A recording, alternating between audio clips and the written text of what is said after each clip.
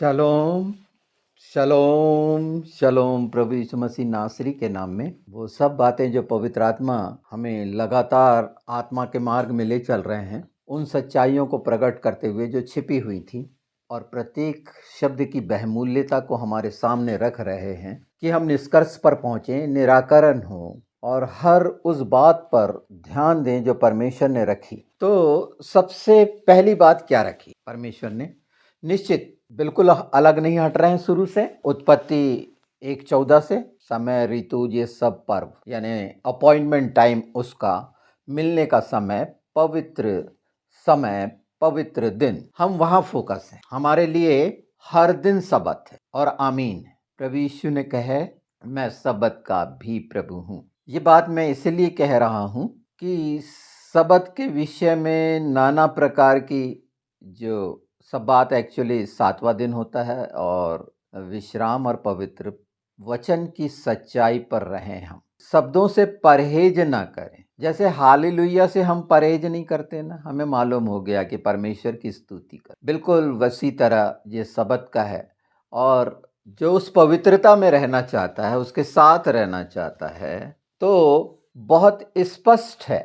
यूहन्ना 5 में, यूहन्ना 5 की जो 2 बातें हैं, अगर हम 16-17 के आसपास देखें तो फरीसी को पहला जो कष्ट था, सबत के दिन ये चंगा करता है। दूसरा कष्ट उनको जो बहुत भयानक था वो ये था कि ये परमेश्वर को पिता कह के परमेश्वर के तुल्य होने को बताता है। तो ये किस वजह से ये बात आई कि परमेश्वर के तुल्य होने को बताता है? ये प्रभु यीशु ने वहां वो शब्द बोले कि जिस तरह मेरा पिता 24 घंटे हर समय काम करता है, वैसा मैं भी करता हूं। यहाँ सबत का भी प्रभु यीशु ने जवाब दे दी। सबत प्रभु के साथ आत्मिक स्तर पर हमेशा उसकी पवित्रता में रहकर काम करना, उसके राज्य के लिए देखभाल करना और रक्षा करना। हम निश्चित अपनी उस अवस्था में शरीर, संसार और शैतान की कि जहां हम उसमें इतने बुरी तरह गुद गए हैं कि थोड़ा सा भी अगर हमें समय मिलता है तो हम आनंदित होते हैं। आराधना का जो भी समय मिलता है हम आनंदित होते हैं, हर कोई की आत्मा आनंदित होती। पर ये हमेशा के आनंद की बात और सदा आनंदित रहो जो शब्द है वो उसके साथ है। वो सातों दिन कोई छोटा बड़ा नहीं, परमेश्वर यीशु में। और ये यीशु प्रभु में ये दिन क्यों हुआ, आप उस बात को अच्छे से जान लिए कि विवाद क्यों है और क्यों ये सारा कुछ हुआ है और अधिकार। तो जो पहली बात मैंने कही कि जो इसका आधार है, ये सब पर पूर्ण विजय का जो आधार है, जिसे हम फसह के नाम से पुकारते हैं। फसह में क्या क्या पाया जाता है, जिसमें पहली चीज तो बहुत कॉमन, हर कोई जानता है कि बलिदान होते हैं उस दिन मेमने, और पापों के लिए होते हैं। सबसे आनंद का दिन होता है फसह। सबसे और सबसे ज्यादा आनंद का दिन क्यों होता है फसह, और किसके लिए होता है फसह सबसे आनंद का कारण, और अगर नहीं हुआ है तो कैसे हो सकता है वो आनंद का कारण? पहली चीज तो सबसे आनंद का कारण यह है कि फसह की एक्चुअल मीनिंग अगर समझ जाए, जिसे हम पास ओवर कहते हैं, जिस दिन मेमने वध होते, क्यों होते, उसका सार क्या है? अगर मैं एक शब्द में बोलूं तो ये संपूर्ण छुटकारे के लिए परमेश्वर का जो फसह रखा गया, पर्व रखा गया, निश्चित दिन रखा गया, तो परमेश्वर अपने दिन को सर्वोत्तम ठहराएगा ना। फसह दूसरे दिनों के तुलना में उस व्यक्ति के लिए महत्वपूर्ण है जो जिसके जीवन में फसह हो चुका, फसह को जिसने जान लिया, पहचान लिया, पास ओवर को, कि उसके लिए जो समय निश्चित था। आप देखेंगे परमेश्वर के कैलेंडर के अनुसार बता रहा हूं, वैसे फसह का सार जो है, उसकी मीनिंग जो निकलती है, हिब्रू में शोर शब्द है, और उसका अर्थ हम धीरे धीरे आगे जानते जाएंगे, और जितना अच्छा जानेंगे फसह को पहचानेंगे, और फसह का वो सब कुछ जो हमारे लिए रखा हुआ है उसको हम ग्रहण कर पाएंगे। और उन बातों में जहां उलझे हुए हैं, ये सब तरह के छुटकारा पाने का वो आयोजन है, ये एक आयोजन है, प्रयोजन है परमेश्वर का जो उसने आयोजित किया। कोई भी कार्यक्रम जो आयोजित होता है आनंद होने के लिए होता है ना। ये पहली सांसारिक दृष्टि में दुख का कारण दिख रहा है, पर स्वर्ग में आनंद मनाया गया, स्वर्ग में जय जयकार हुई, विजय की। तो इतना छोटा सा सार तो नहीं होगा फसा का ना। मैंने बता दिया वो सोर शब्द से है। और अगर इसको देखें तो तमाम प्रकार के छुटकारे के लिए, पाप से, मृत्यु से, और आज की समय में जो फंसे रहते हैं झूठ, अलग अलग क्षेत्र के अलग अलग जो व्याधियां हैं, कष्ट हैं, परेशानी है, उनसे छुटकारा। मानसिक अगर देखा जाए तो हर कोई चाहता है ईर्ष्या, द्वेष, कपट, ये जितनी घिनौनी चीजें हैं बाइबल में हैं, ये मन और मानसिकता से जुड़ी हुई इन सारी चीजों से, क्रोध, लोभ, इससे छुटकारा चाहता है। फसा वो हिस्सा है कि अगर हम उसको ग्रहण करते हैं, फसा का भोज होता है ना, फसा के भोज में जो हम ग्रहण कर रहे हैं, जैसे हम प्रभु भोज ग्रहण करते हैं तो बिल्कुल उस रोटी को याद करते हैं जो यीशु ने तोड़ी और जो तोड़ी गई हमारे लिए, और वो बांटते हुए प्रभु यीशु ने बोले कि ये तुम्हारे लिए तोड़ी जाती है। तो वहां पर कौन सी चीज हमारे लिए प्रभु यीशु चाहते हैं टूटे? वही ये बंधन, तमाम बंधन गुलामी के, अधर्म के, कुकर्म के, व्यभिचार के, जो शरीर के हैं, जिससे प्रभावित है इस संसार में शरीर, और शैतान उससे प्रभावित करता है। उस बात को लेकर हर मनुष्य को प्रभावित, और वो प्रभावित होता है। निश्चित सुख दुख और कई चीजें हैं, पर ये पूरा पूरा समाधान है। फसा पूरा समाधान हो चुका, इसीलिए पूरा हुआ। कौन सी चीज पूरी हुई? जो आज हम घटनाक्रम अपने जीवन में देखते हैं और उससे बंधे हुए हैं और उससे पीछा छूट नहीं रहा है, ये तमाम छुटकारे के लिए फंसा हुआ है। और हम अगर उससे छूट नहीं पा रहे हैं तो कैसा फंसा? इसका मतलब उस फंसा को हमने, उस सोर को हमने स्वीकार नहीं किया जो परमेश्वर ने, हम बोल बिल्कुल रहे हैं कि इकलौता पुत्र दे दिया, उसके प्रेम की महानता को सिर्फ एक शब्द में बोल के, पर हमने जीवन में उसको अप्लाई नहीं किया, ग्रहण नहीं किया। उस सबसे शानदार आनंद के उत्सव को जिसमें मनुष्य को तमाम चीजें स्वर्गीय स्थानों से देने के लिए रख दी गई कि तुम यहां से ध्यान लगाओ और ले लो, मांगो भी मत। मैंने बताया था, एक वीडियो देखेंगे आप जिसमें कितना सुंदर है, लज्जा का पवित्र आत्मा के द्वारा उसे समझना जरूरी है। हर चीज वचन की समझ तब खुलेगी। समझ कब खुली थी पवित्र शास्त्र में? चेलों की, आपको याद है जब प्रभु यीशु ने उनके ऊपर फूका था और बोला था कि पवित्र आत्मा लो, तो आज उन चीजों की समझ खुलेगी तो ये सारा जो कूड़ा करकट है, रोग, बीमारी, परेशानी, चिंता, बेचैनी, व्याकुलता, ये सब समाप्त किया प्रभु यीशु ने। फंसा होकर वध किया हुए मेमने ने वो सब चीजें पहले से, उसी समय से, 2000 साल से समाप्त हो गई है। हम अपने जीवन में उसको समाप्त करने के लिए फसा के साथ एग्री नहीं हुए, हम उस क्रूस के साथ एग्री नहीं हुए। हम उसको रीति रिवाजों में देखने लग गए कि परमेश्वर ने जबकि वो समय रखा, परमेश्वर ने वो एक निश्चित दिन कर दिया कि वो 14वां दिन निसान का, और 14 से 17 के बीच का वो समय जो बहुत ही महत्वपूर्ण है। जैसे अभी हम जान रहे थे 6वें और 7वें दिन का बीच का समय, उसी तरह ये 14वें दिन से 17वें दिन के बीच का समय, 10वें दिन से 14वें दिन के बीच का समय, ये क्या क्या हुआ था। और हम पवित्र शास्त्र में देखते हैं कि प्रभु यीशु ने वो सब चीजें करके बता दी थी। हम उसे सिर्फ एक कहानी मात्र के लिए लेते हैं, और फसह को सांसारिक त्योहार के अनुसार अगर हम लेते हैं, अगर जैसे आज की तारीख जो है वो 16 तारीख है, मतलब हम 8वें निशान पे हैं।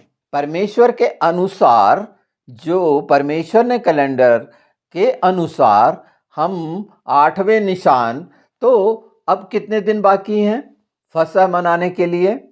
फसह मनाने के लिए हमारे आत्मा के द्वारा मनाया जाना आवश्यक है, कि अगर हम उसको स्मरण करके, क्योंकि प्रभु यीशु ने जब रोटी लिए और वो प्याला दिया और रोटी दी टुकड़े करके, तो यही तो कहा कि मेरे स्मरण के लिए, कि वो स्मरण क्या क्या करना चाहिए, कौन कौन सी बातें स्मरण करना चाहिए, कि सिर्फ क्रूस पर चढ़ गया, मारा गया, गाड़ा गया, तीसरे दिन जीवित हो गया, सिर्फ ये, पर ये क्यों हुआ, फंसा क्यों हुआ, उस बात पर कि हम उन तमाम बातों को जो अपने लपेटे हुए हैं, बंधुआई में पड़े हैं, जालों में फंसे हुए हैं, उस हुक में वो जैसे एक मछेरा मछली को उसमें फंस के फड़फड़ा रहे हैं, वो सब होने के बावजूद भी, और मांगने पे पवित्र आत्मा ने बहुत साफ साफ करा है, और वो सिर्फ इसीलिए है कि हमने फसह को ग्रहण नहीं किया,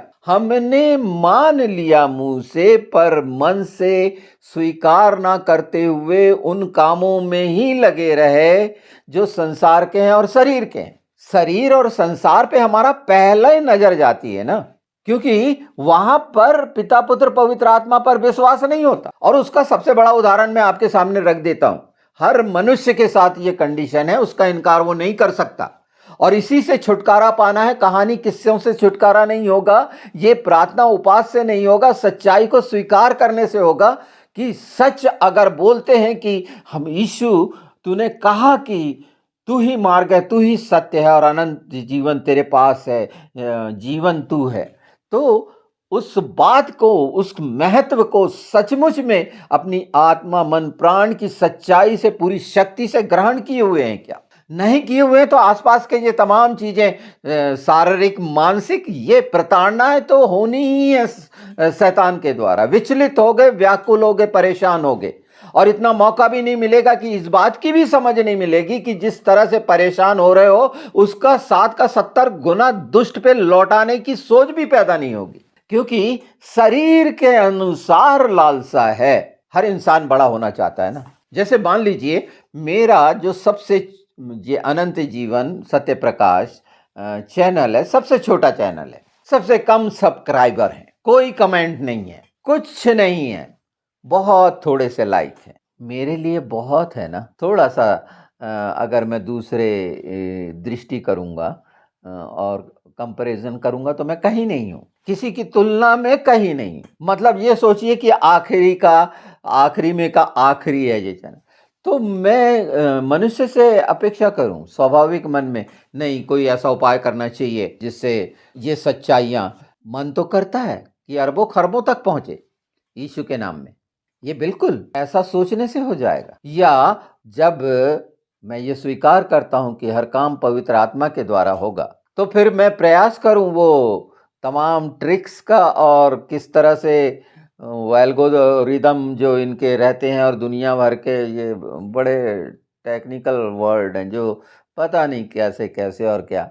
हाँ, तो मैं यहाँ ये बता रहा था कि उसके लिए क्या मैं ऐसा विचार करके किसी मनुष्य पर निर्भर हूं, जबकि ये सच्चाई जानता हूं कि चाहे चैनल रहे ना रहे, कुछ रहे कुछ ना रहे, पवित्र आत्मा पिता परमेश्वर हमारा उद्धारकर्ता यीशुआ युगानुयुग है, रहना है, और उसके काम को कोई नहीं रोक सकता। वो अपने समय पर हर काम चल रहा है। निश्चित बहुत भयानक दुखी परेशान मैं हूं, बहुत सा समय बहुत ही अजीब सी स्थिति है, पर वो दुष्ट को रौंदने और रगड़ने के लिए है कि जितना मैं परेशान होऊंगा, मैंने ये भेद समझ लिया है, मैं वो दुष्ट को और उसके लोगों को, और वो जितने गिराए गए हैं परमेश्वर के न्याय के सिंहासन के सामने रखकर यीशु के नाम में बताऊंगा कि मेरा अगर एक छोटा सा भी दर्द और दुख और तकलीफ और परेशानी हुई है, तो ये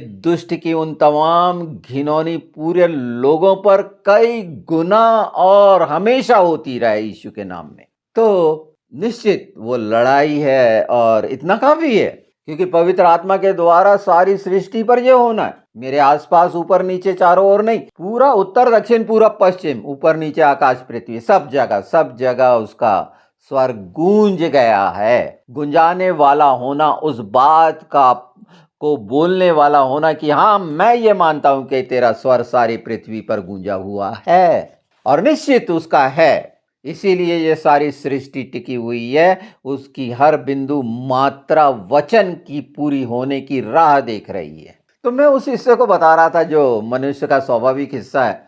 एक प्रभु के बहुत शानदार कैरेक्टर को मैं आपके सामने रख रहा हूँ, और वह है यूसुफ। देखिए, जिसे दर्शन की समझ मिली थी, है ना, दर्शन की समझ मिली थी, कैद में है, निर्दोष है, और वहाँ पर फिरौन के जो दो लोगों को डाला गया है, और दो लोग जो दर्शन देखते हैं, एक इसका पिलाने वाला और खिलाने वाला, वो जहर का मामला मैं नहीं जाऊंगा उसमें, पर जो खिलाने वाला था उसका क्या हुआ, और कौवा और ये सब चीज़ें हैं, और पिलाने वाला जो था उसने ये सच्चाई देखी और फिर से वो फिरौन के दरबार में स्थापित हुआ।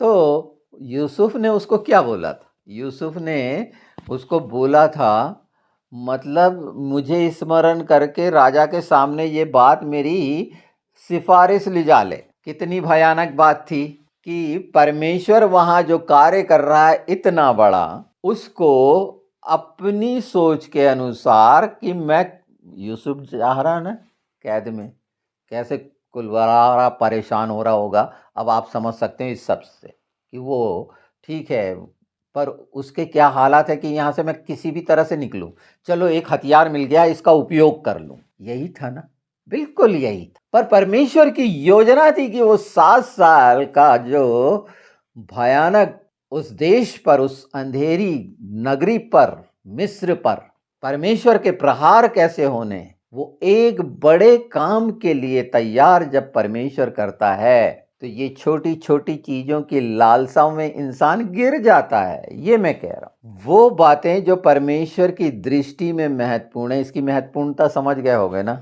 यूसुफ का इस कैरेक्टर को भी पहचान लीजिए आप।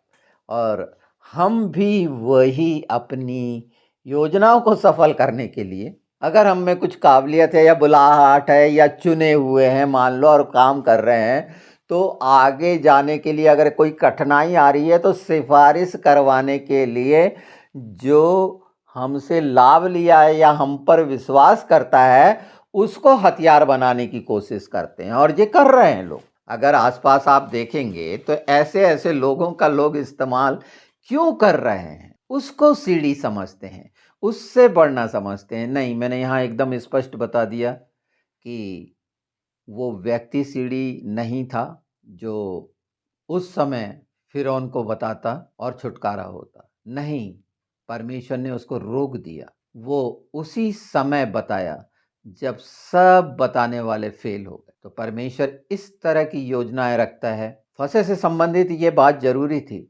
और सबत का भी आपको बताना जरूरी था कि इन विवादों में ना पड़ते हुए हर दिन सबत मनाएं, उसकी पवित्रता में रहें। पर अब हम आते हैं फसा के उस हिस्से पर जो जान लेना जरूरी है, जिसमें हमने छुटकारा और नाना प्रकार की ये चीजें अपने आसपास पाते हैं। जो हमें योग्य करता है वो योग्य, हम उसको दान वरदान के नजरिए से जब देखते हैं और हम ये सोचते हैं कि ये दान हमें मिला है और उस पर हम काम करते हैं, तो ये उन सब को सोचना है जिन जो कहते हैं कि हमको दान मिला है। जो हमें सबसे बड़ा दान मिला है वो फसा है। फसा, फसा और सिर्फ फसा। फसा को पहचान लें तो ये जो फसह है ये छुटकारा है और पहुंचाता है पेंटिकोस्ट, पेशाक को, पवित्र आत्मा के मिलने को 50वें दिन पर। ये 50वां दिन, 50 ये 50वां जो दिन होता है, मैं बहुत कठिन में नहीं ले जाता कि ये कैसे 2000 साल से जुड़ा हुआ है 50, और उसका जुबली का मैंने पिछले उसमें सब बता चुका है। पर निर्गमन से शुरू होती है ना ये सारी चीजें। फसा कहाँ से शुरू होता है? निर्गमन से, एक्सोडस। उसी को तो हम समझ रहे हैं कि वहां से निकलना, छोड़ना, दूर हो जाना, अलग हो जाना। अतीत है, वो पिछला है, उसे छोड़ चुकना। जितना कुछ है छोड़ देना। हर वो बात वर्तमान नहीं है। आज और इस समय से सब बातें आपके लिए अतीत हो जाएंगी अगर आप छोड़ेंगे। वो अतीत है, निर्गमन कर देना, निकल जाना, एक्सोडस होना। फसा में ये होता है। फसा जब करते हैं तो निकल आते हैं उन जगहों से, और बाइबल में बार बार कहा गया है कि उसमें से निकल आओ, मिस्र में से निकल आओ, बेबीलोन में से निकल आओ, सदूकी फरीसी निकोलियों और बिलाम की शिक्षा में से निकल आओ। हमें वचन जो सच्चाई प्रकट कर रहा है यहाँ, अतीत से क्या मतलब है? ये साधारण आपका अतीत हमारा कि बड़े कष्ट पर थे, कोरोना काल या 10 साल या 20 साल या शुरू से, ये है अतीत क्या? ये संसार का अतीत एक्चुअली जो अंधकार था हमारे जीवन में, मृत्यु थी, पाप था, जिसे समाप्त किया जा चुका, उसके बाद भी क्यों? इसलिए कि फंसा नहीं हुआ। इस पर आप फोकस कर लीजिए कि जब तक उन चीजों से पीछा छुड़ाने की कोशिश या समझ आपको नहीं मिलेगी, यीशु के नाम में अगर आप इस संबंध में मदद ही नहीं चाहेंगे, तो दुष्ट तो चाहता है कि ये चीजें आपके सामने प्रकट ही ना हो। वो नहीं चाहता कि आपके सामने ये बातें आए। ये इतनी कठिन है, इसमें सब चीज जुड़ जाती है। अगर मानसिक स्तर पर हम देखें तो तमाम परेशानियां, मानसिक रोग, मानसिक अवस्था, माइंडसेट की अवस्था से लेकर वो तमाम जितने घिनौने और गंदे जो मन में हमेशा बुरा पैदा होता है, उससे भी पीछा नहीं छूटेगा। वहां पर छोड़ देना, वो अतीत हो जाएगा। ये अतीत में जी रहे हैं। वर्तमान को जो उपयोग करना चाहिए अतीत के साथ जोड़कर, तो कैसा छुटकारा पाया आपने आसपास? इसीलिए तो कुछ ना कुछ विसंगति, और इसलिए कि इस पर हमको केंद्रित रहना है। फसा का मेमना, वध किया मेमना यीशु है। उसको अगर देख रहे हैं हम, चरित्र को पहचान ले सच में। वो झूठ के पिता के साथ होकर सफेद झूठ और काले झूठ में न पड़े। ये सब चल रहा है चरित्र के अंदर, आप अच्छे से जान रहे हैं। और फसा के द्वारा ही छुटकारा जो है, यीशु पे दृष्टि है, वचन पे दृष्टि है, उद्धारकर्ता पे दृष्टि है, तो फसा पे दृष्टि है। फसा पे दृष्टि है तो प्रभु यीशु के द्वारा जो जो किया गया, 10वें दिन से लेकर 17वें दिन तक, ये 7 दिन में जो भी हुआ, ये भी 7 दिन है ना, वो हमारे लिए प्रेरणा का कारण बनेंगे।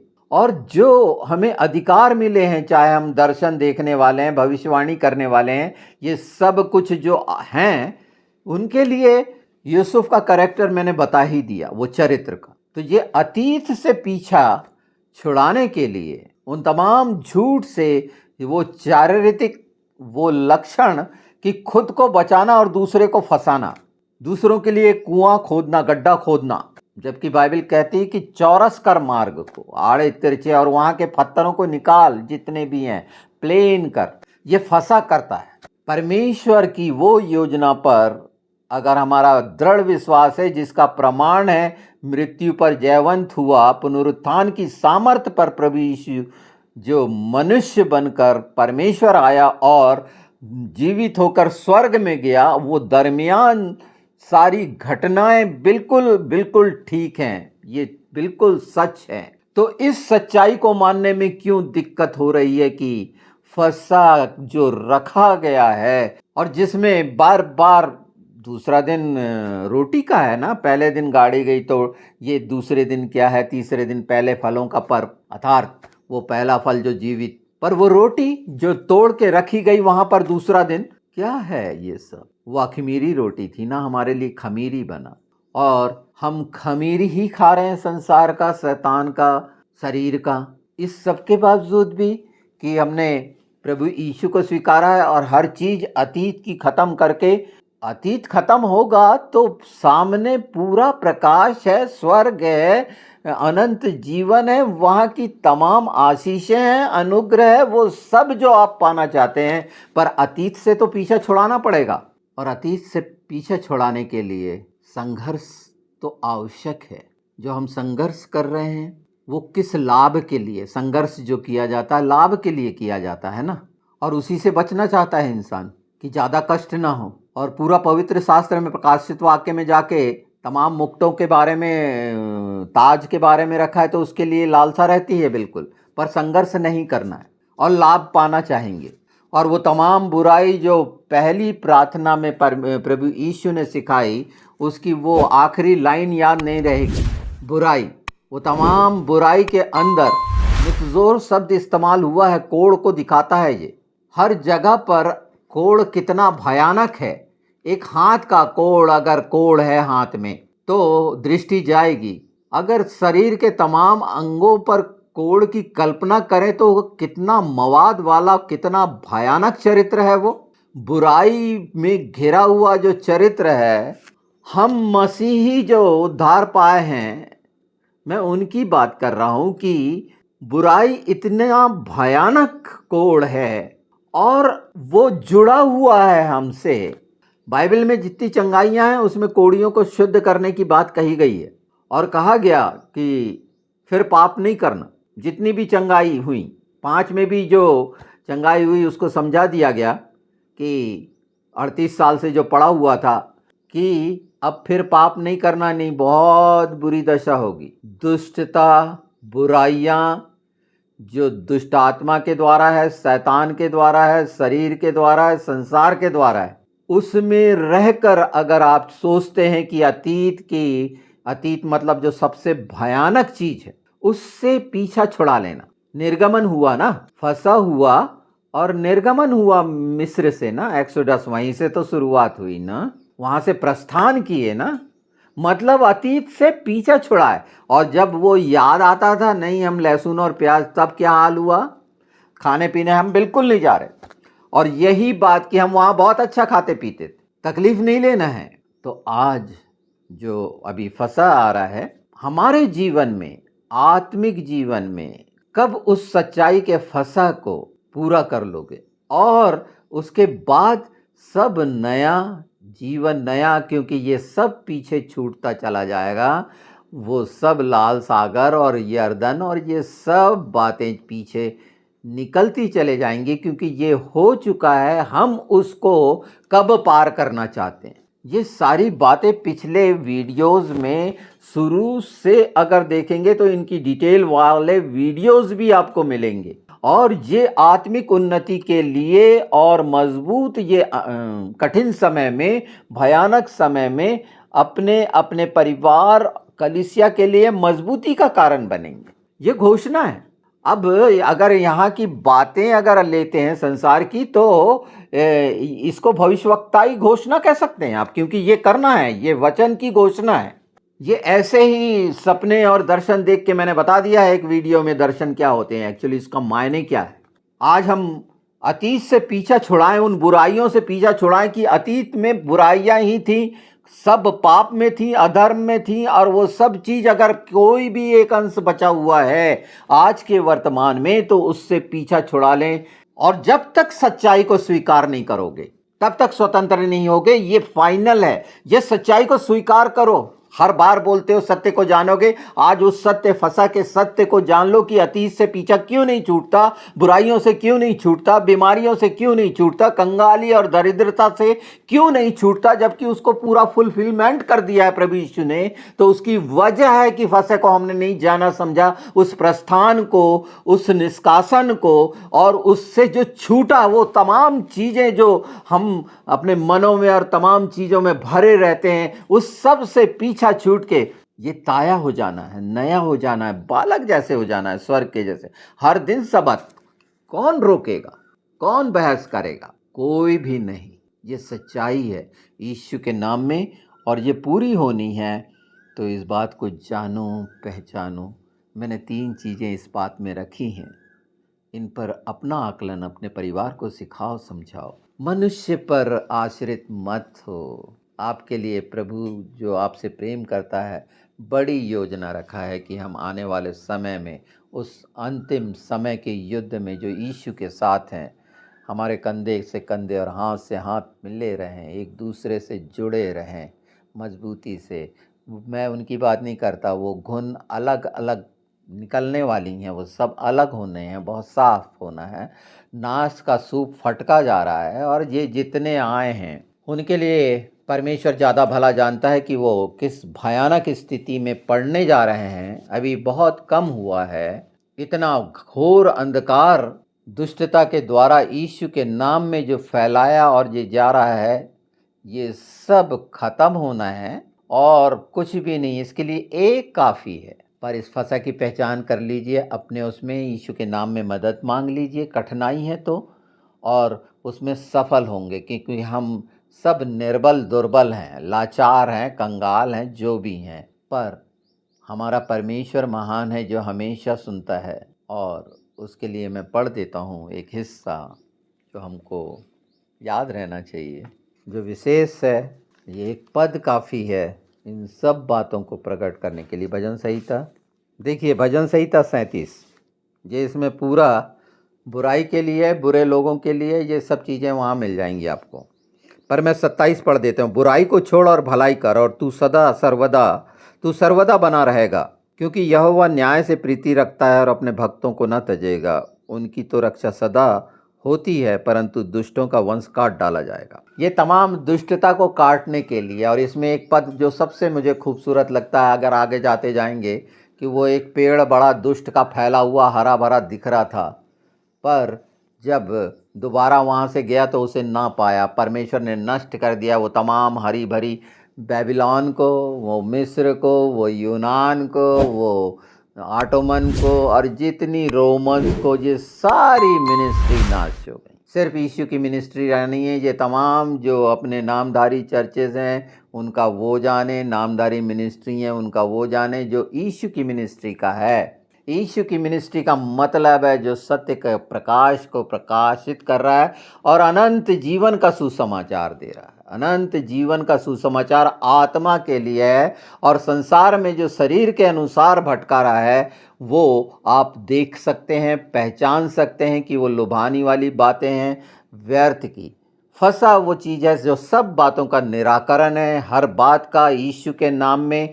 पर जब हम देखेंगे, जब हमको मालूम होगा कि मुझे यहाँ चोट लगी है, एक रोग होता है तो जो उसके लिए जो टेस्ट होते हैं, जब तक वो टेस्ट में पता नहीं चलता, रोग पता नहीं चलता, फंसा वो तमाम रोगों को बता देता है। ये वचन तमाम बुराइयों को बता देता है। तो ये याद रखिए, इसे याद रखना है हमें इन अंतिम समय में, क्योंकि हम खुद भी बचें और बचाने वाले बने। अपने को बचा के दूसरे को गिराना, अपने को संभालना, ये वो सब जो अतीत के कर्म कांड हैं उनसे पीछा छुड़ाएं। तो एक हिस्सा मैं फिर पढ़ दे रहा हूँ, पवित्र शास्त्र भजन संहिता 44 से 44 का। ये बिल्कुल पूरा पढ़िए तो और भी अच्छा लगता है। 5 में लिखा है कि तेरे नाम के प्रताप से हम अपने विरोधियों को रौंदेंगे। चलिए उससे आगे चलते हैं। यह सब कुछ हम पर बीता तो भी हम तुझे नहीं भूले, न तेरी वाचा के विषय विश्वासघात किया है। हमारे मन न बहके, न हमारे पैर तेरी राह से मुड़े, तो भी तूने हमें गीदड़ों के स्थान में पीस डाला और हमको घोर अंधकार में छिपा दिया है। यदि हम अपने परमेश्वर का नाम भूल जाते या किसी पराय देवता की ओर अपने हाथ फैलाते, तो क्या परमेश्वर इसका विचार न करता? क्योंकि वह तो मन की गुप्त बातों को जानता है। परंतु हम दिन भर तेरे निमित्त मार डाले जाते हैं और उन भेड़ों के समान समझे जाते हैं जो वध होने पर है। पर हम उसके हैं, यीशु के हैं, यीशु के अतिरिक्त कुछ नहीं। और ये सारी चीज़ों से कमर बांध ले। इफिसी 6 की धार्मिकता का झिलम हमें मिली है, उद्धार का टोप मिला है, हमारा प्रभु यीशु हमारा सिर है। तो इन तमाम बुराइयों से पीछा छुड़ाएं, अतीत से, और वास्तव में फसा मनाएं। आओ हम फसा मनाएं, ये कहा गया है। तो फसा मनाना मतलब उन तमाम बातों, कितना आनंद है सोचिए, हर घिनौनी चीज़ों से अलग होकर नई स्थिति में उसके चरणों में और प्रकाश में आ जाना। और ये मैं आपको कल्पना की दुनिया में नहीं ले जा रहा हूँ, वचन की सच्चाई आमीन है यीशु के नाम में। यही हुई आज से 2000 साल पहले, और सृष्टि के आरंभ से इसकी योजना थी, और अंत भी होना है और उसी तरह से होना है। तो 50वें में प्रवेश, पेंटिकोस्ट में, साओत में प्रवेश, उस भाषा को अगर, पर फसा को बहुत गंभीरता से ले लें। अगर आप वाकई में बिल्कुल नए होना चाहते हैं तो इस पर अपने आप को केंद्रित करें, क्योंकि ये रखा ही गया है कि अगर हमने मान लिया तो हमारा प्रस्थान हो चुकना चाहिए, वहाँ से निष्कासन, अलग होना, छोड़ना, जितने भी शब्द आपको आते हों, पीछा छूटे हमेशा के लिए। और यीशु ने वो पूरा कर दिया। और मुझे उम्मीद है, पूरी आशा भरोसा है, ये सच्चाइयाँ जो प्रकट की गई हैं, जिसमें तीनों चरित्र आपके सामने हैं पूरे पूरे, उस पर आप ध्यान देंगे और निश्चित यीशु के नाम में ये अंतिम समय में स्वर्गीय स्थानों से वो अनुग्रह और सब प्रकार की आशीष और परमेश्वर के मुख के तेज का प्रकाश आपके चारों ओर, आपकी, आपके परिवार की और उन कलीसियाओं की बात करूंगा मैं जहाँ सच्चाई से प्रभु के दास वहाँ पर प्रकाशित होने की बात करूंगा। मैं सबके लिए नहीं कह सकता, क्योंकि जो बातें आती हैं और उसकी सुरक्षा में, तो वचन के भेद की सच्चाई लगातार हम और आगे जानते जाएंगे और उसमें आप बढ़िए, हम साथ साथ बढ़ेंगे, बिल्कुल, क्योंकि वो बढ़ाता है। क्योंकि बोने वाला वो है, काटने वाला वो है, बढ़ाने वाला वो है, सब करने वाला वो है। उस पर निर्भर हों और अभी थोड़े समय के लिए धीरज रखें यीशु के नाम में। और वो जो आपके लिए रखा गया है महत्वपूर्ण योजना आपकी बुलाहट की या चुने जाने की, वो प्रभु पिता पवित्र आत्मा के द्वारा हो यीशु के नाम में, न कि किसी मनुष्य के। अब्राहम ने बोला था कि कोई ये न कहे कि मैं तेरे कारण धनी हुआ, मैं जूते का फीता भी नहीं लूंगा। मैं इस पे बिल्कुल कुछ भी नहीं बोलना चाहूँगा। और अगर निष्कासन की एक बात है तो आपके सामने अब्राहम से सर्वोत्तम उदाहरण है क्या, कि जो उसको बुलाया हारोन में, वहाँ से निकाल के ले आया और एक जाति तैयार कर दी जो रेत के किनकों की तरह सारे संसार में पाई जाती है, आकाश के तारों के समान सारे संसार में पाई जाती है।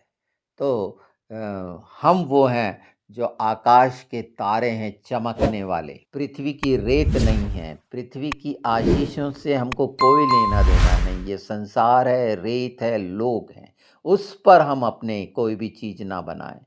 उस पर बनाएं जो स्वर्गीय स्थान में है, अनुग्रह के सिंहासन में है, जो हमारी ढाल आड़ चट्टान है, उसकी ओर देखें, फसा मनाएं और तमाम चीज़ों से छुटकारा पाएं यीशु के नाम में। वो देगा। इसके लिए आपको किसी की मदद की ज़रूरत नहीं है। वचन की सच्चाई जानोगे तो इन चीज़ों से छुटकारा पाओगे, नहीं तो कहते रह जाओगे कि सत्य को जानो और सत्य तुम्हें स्वतंत्र करेगा। पर वाकई में स्वतंत्र होना निर्गमन है, निष्कासन है, प्रस्थान है, छोड़ देना है, त्याग देना है, अतीत है। उसके साथ क्यों रहें?